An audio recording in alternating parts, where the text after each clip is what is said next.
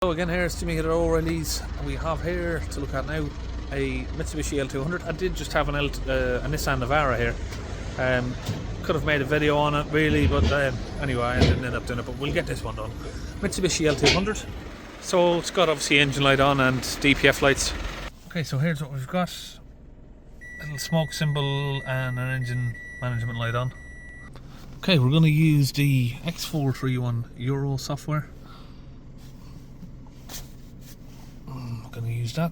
I think this is, there's different names for this machine I'm using here. The X431 Pad 9 Euro configuration, but this is like a configurable tool, so I think what Launch do is you can pay for what sort of software you want really. This is a Mitsubishi. What I need to get set up on this is the secure gateways. So we're going to press search. It's an L200. Okay, so it's a 2017 automatic gearbox. No, it's a manual gearbox actually. Just noticed that. Most of these have got automatics. Search what faults we have. Right, SRS is like airbags faults. We're not really interested in that. We'll have a look at the chassis. Power supply low voltage. That'll be just a weak battery. And we have throttle actuator control, which is an active fault, and DPF overloading.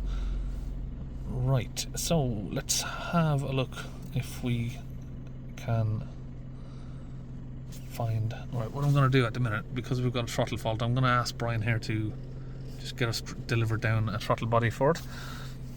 I'm not 100% sure we need it, but it's 2 o'clock and we need to get one ordered just in case we do need the throttle body to be fitted. Okay, so what I've done here is click data stream and we're going to look for the differential pressure of the DPF. I don't know what all this crap is, but we SUT loading by diff 2 DPF differential pressure. That's the one we want. Let's just click these as well. SUT, status of SUT, whatever that means. So I don't like these sort of weird brands of cars because, right, so we have sort of maybe 15 pressure. We're going to rev it up to 3000 RPM. See what we have. We're just over 100. 105. Well, it's fluctuating around slightly. GL, I don't even know what that means, grams per litre, but wish we just had the standard setting of grams, SUT grams. We don't, but we've got high pressure, 10 to 15 millibars of pressure, so we're gonna need to get that cleaned out. And then obviously, oh yeah, we've got the throttle body fault, so let's see what we can find for that.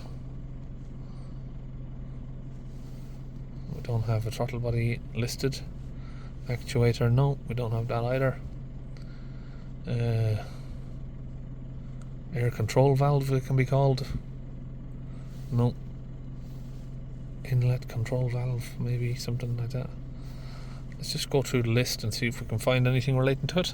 Okay, we can't, no live data for the throttle body, so what I'm going to do is get this pipe off. We're going to start the engine, turn it off, see if we can see the actual throttle body opening and closing. It's an anti-shutter valve basically. When you turn the engine off, it just helps it shut down smoothly. So let's get that disconnected. Oh, there's one missing there. Oh, you've got that off already, have you? There we go. Just gives us a little bit of better access there to that. Right, let's have a look at this.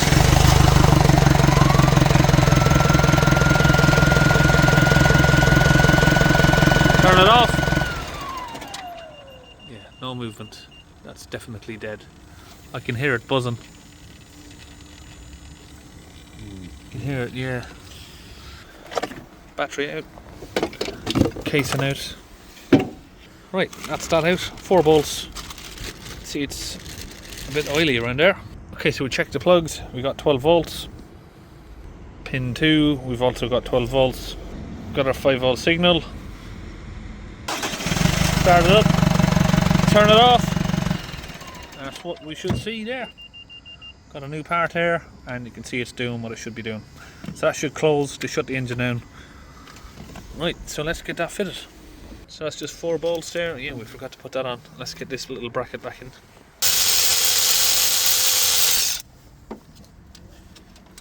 So that is the throttle body there. It's just a couple of, well, there's 1 plug and 4 bolts. It's pretty simple. So just over the back here we have DPF pressure sensor. Twist that little bracket around, we can get this open, and this is where we're going to put fluid in. Goes into the DPF right here. So you'd probably have a little bit of a pre-cat DOC, then you got your DPF down here. So this is where we want the fluid to come in directly in front of that. Now with all of these Japanese cars, what we need to do now is check that the oil level, oh, I've got some black on my eye, but yeah, check the oil level is not above the max. Just going to check the dipstick.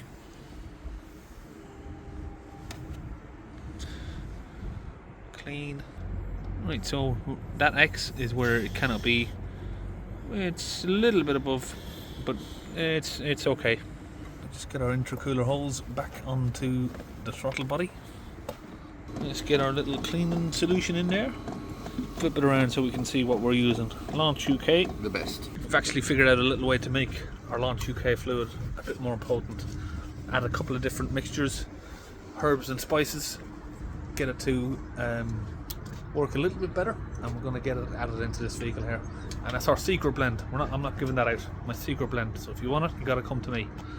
So next part of the job is we've got our little connection here. We've got a rubber hose attached to this, so we've disconnected obviously the electrical pressure sensor over there. That reads the pressure for the DPF, so we're going in through this tube, fill it up with fluid, 120 psi. My lovely assistant is going to do that part for me. In she goes.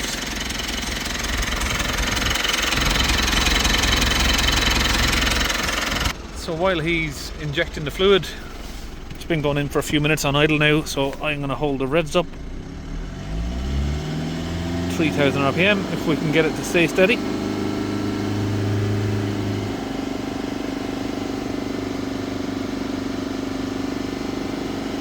And we'll see her get a bit smoky.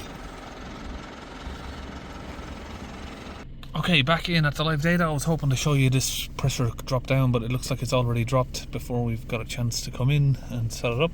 We're down to 5 millibars of pressure. That's exactly where you'd want it to be. I'm going to hold it up again to 3000 RPM.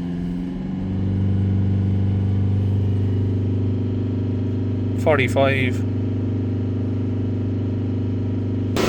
it smoking out.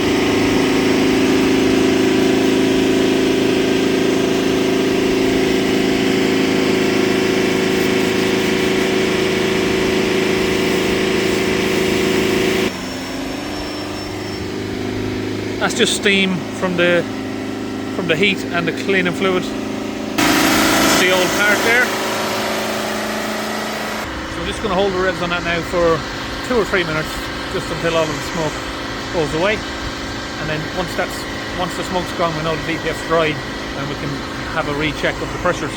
Now, if you don't realise on this one, probably come over here so you can hear me talk.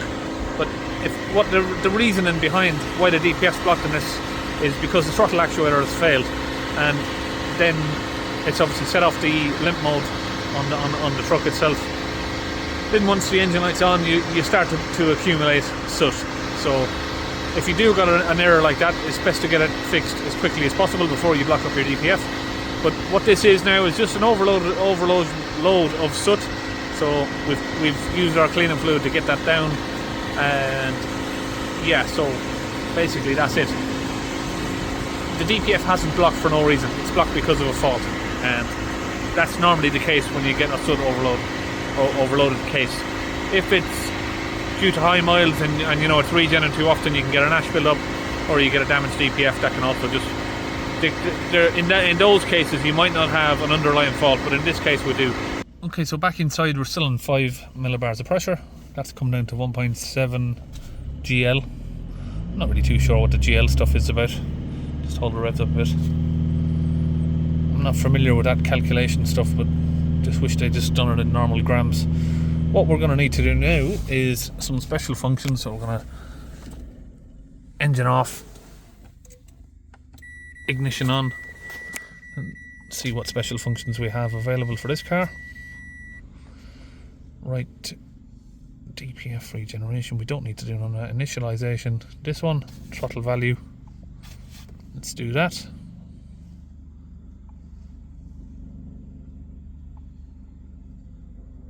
Turn the ignition on, off to stop the engine, wait for at least 10 seconds, then start the engine. After 10 minutes idling, check whether the idle is normal.